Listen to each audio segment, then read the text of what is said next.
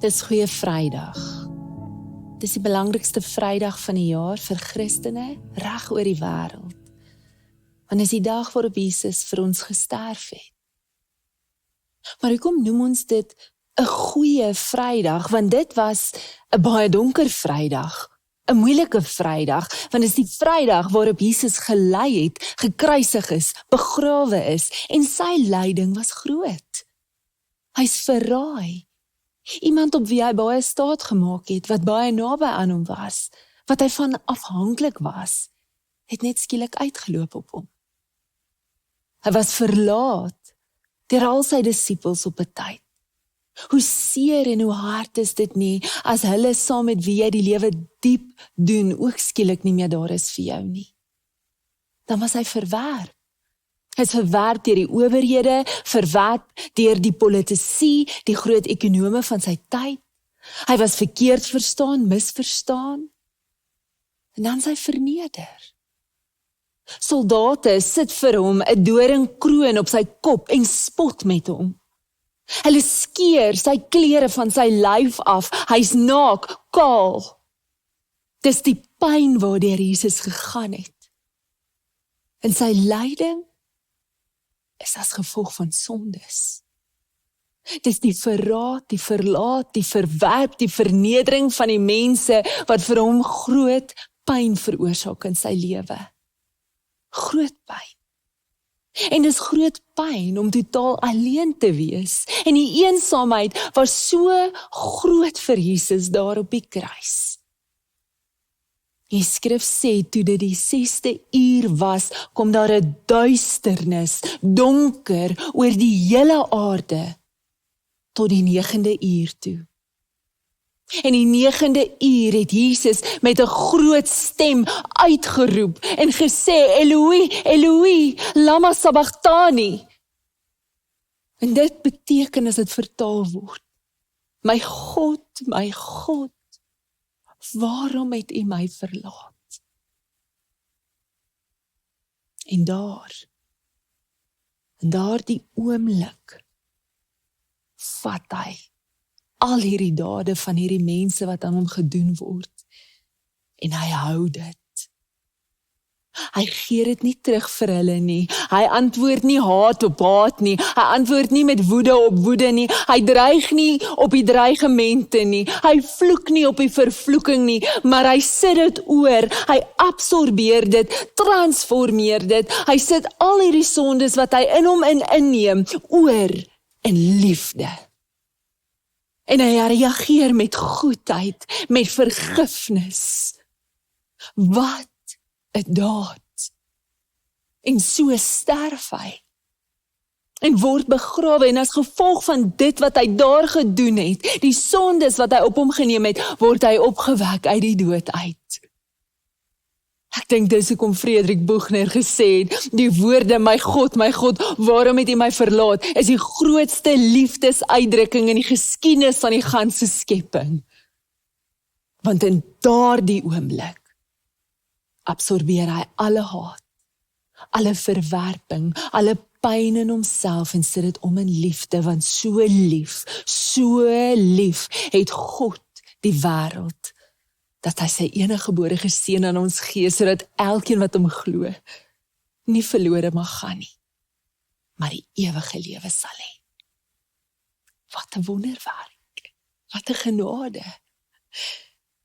Jy sien, wanneer toe Jesus sy disippels die eerste keer roep, toe nooi hy hulle om hulle ou lewens agter te laat en in iets radikaal nuut in te stap.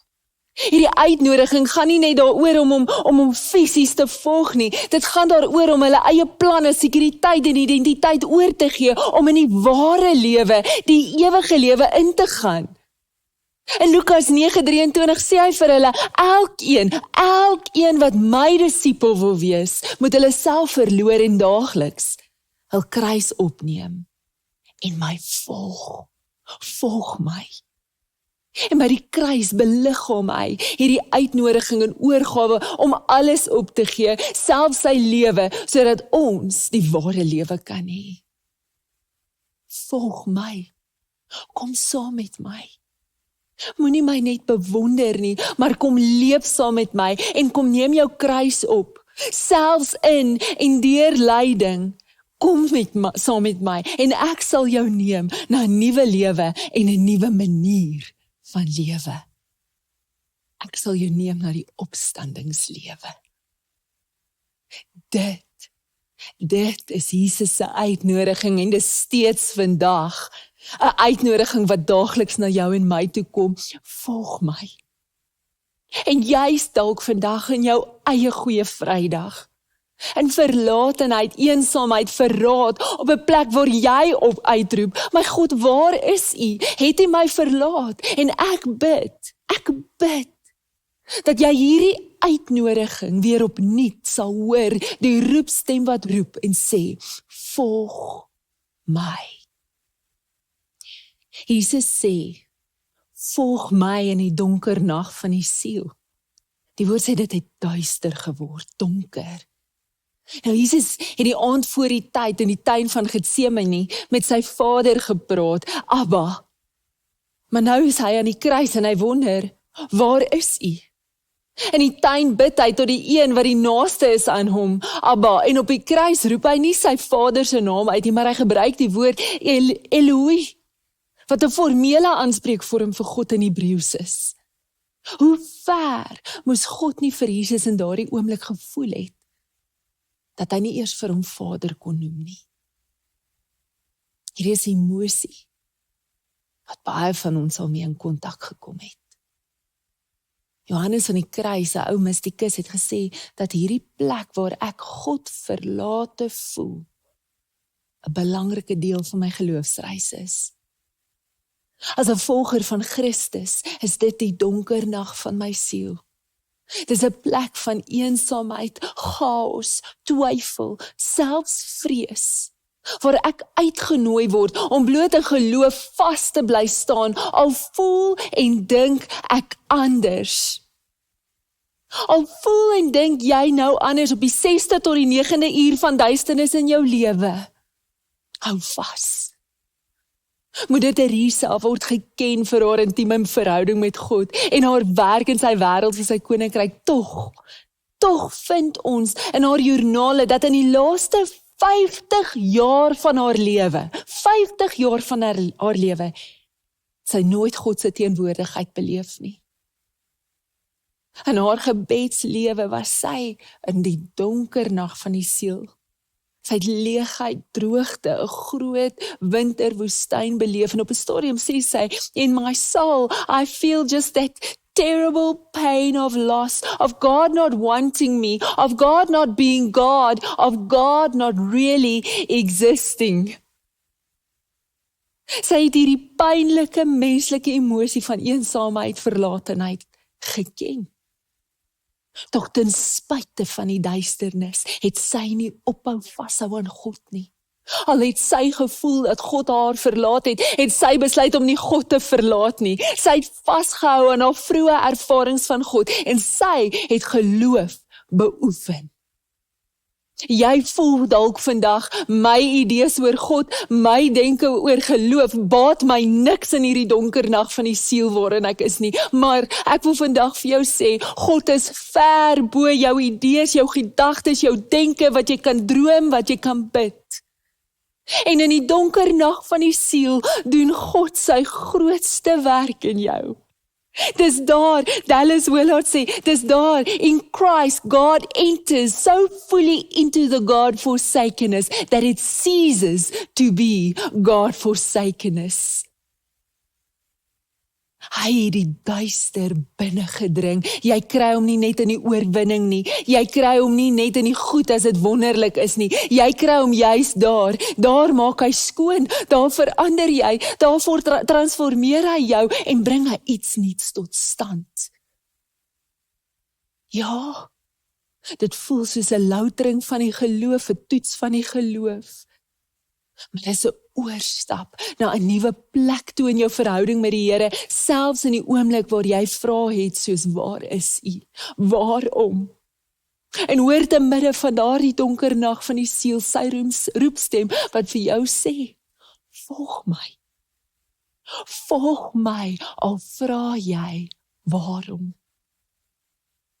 Een van my gunsteling geestelike skrywers is Henry Nouwen, en hy skryf in een van sy boeke oor die verlies van sy ma. Hy sê, sy is 'n vrou van groot geloof en liefde, deernis. Sy het haar hele lewe lank met God gewandel. En dan skryf hy oor haar laaste oomblikke voor haar dood, en die storie het my aangegryp. Hy vertel hoe sy omring was deur vriende en familie, haar geliefdes. En met moderne medisyne moes sy met pyn en wroging sterf, al het sy die medisyne gekry.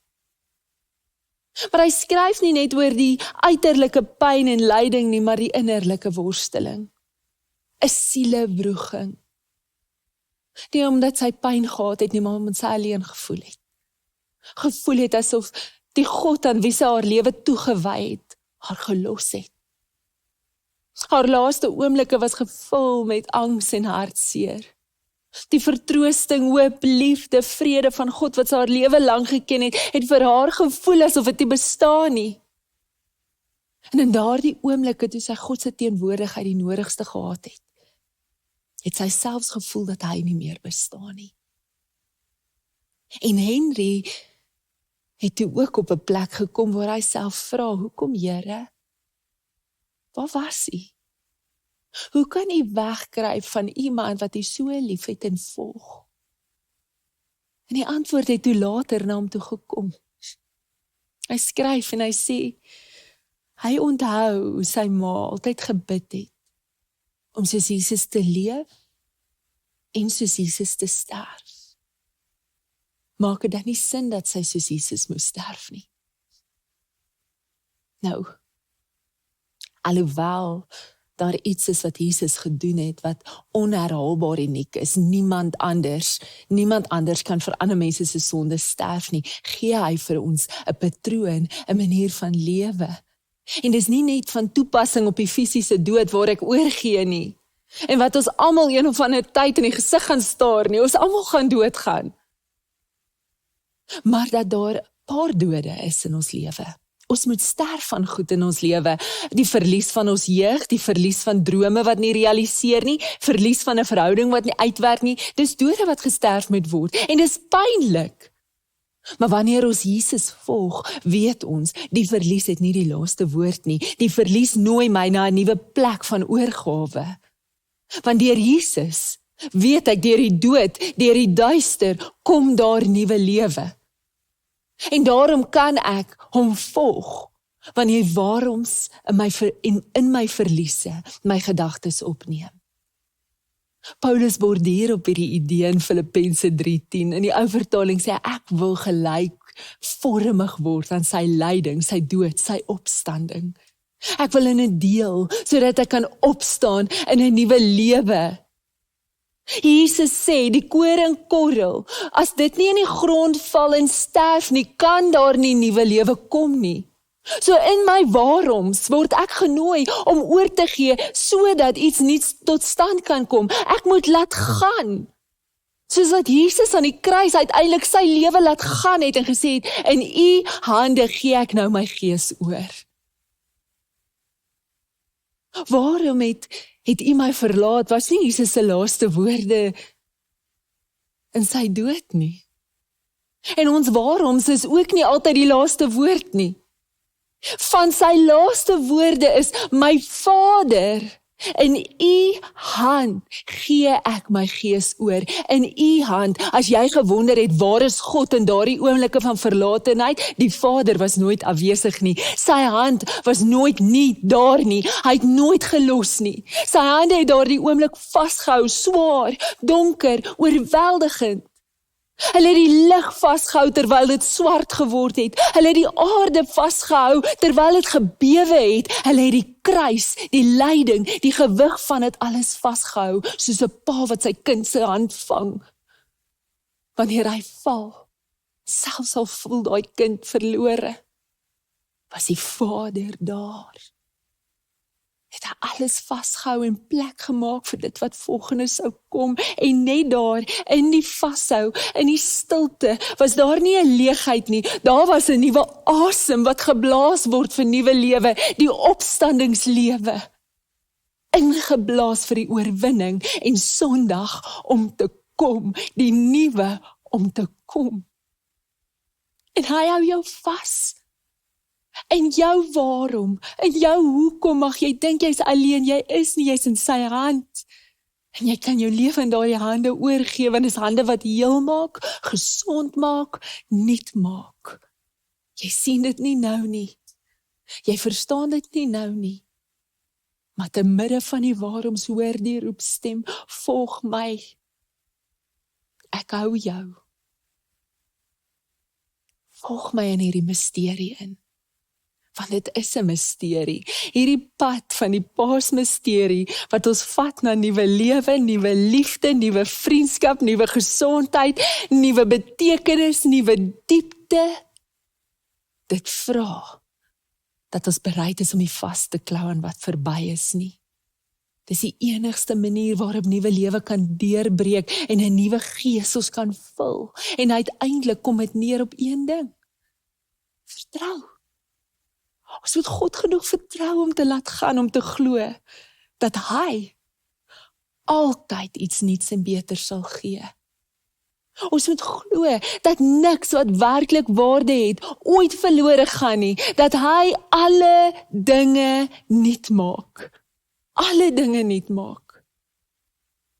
Die ouer wat 'n kind aan verslawing verloor het, is 'n seer wat geen woorde kan beskryf nie.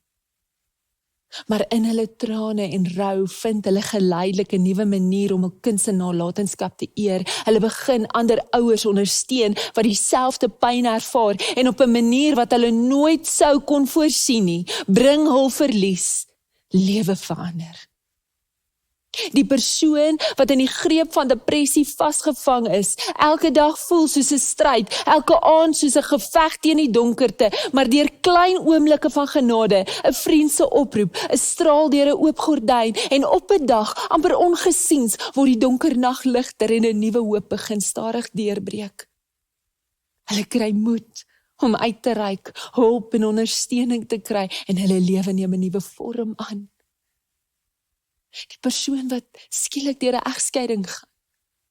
Dit voel asof alles wat seker was in stukke lê. Die toekoms lyk onseker en eensaam, maar tree vir tree, deur genesing en selfontdekking, breek 'n nuwe seisoen aan, een waar hulle weer lag, weer droom, en uiteindelik 'n lewe bou wat hulle nooit gedink het moontlik was nie.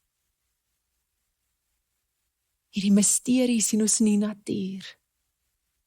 'n Woudbrand lyk verwoestend, maar dit maak die grond vrugbaar vir nuwe groei. Sonder die vuur sou sekere saad van sekere bome nooit oopgegaan het om te groei nie. Dis die misterie van lewe uit die dood. Jesus se dood aan die kruis was nie die einde nie, maar die begin van die grootste nuwe lewe wat hierdie wêreld al ooit gesien het. En net soos hy uit die graf opgestaan het, nooi hy ons ook uit om op te staan in 'n nuwe lewe, 'n nuwe seisoen van genade en groei. Daarom moet ons nie vrees om die ou agter te laat nie. In sy hande kan jy oorgee. Hoekom? Want net daar in die donker, sê hy, dis volbring. Dis die belofte van Paasfees, hy maak alle dinge nuut. Dis volbring. Die duister het nie die laaste sê nie. Dit sal nie wen nie. Dis volbring deur Jesus. Dis volbring vir jou. En jy gaan nou 'n geleentheid hê om die nagmaal te gebruik. Vat die brood. Dit is sy liggaam. Neem die wyn of sap. Dit is sy bloed. Eet, drink, want dit is vir jou. Dit is vir jou. En dit is volbring. Here, dankie. Dankie vir u genade en u liefde. Amen.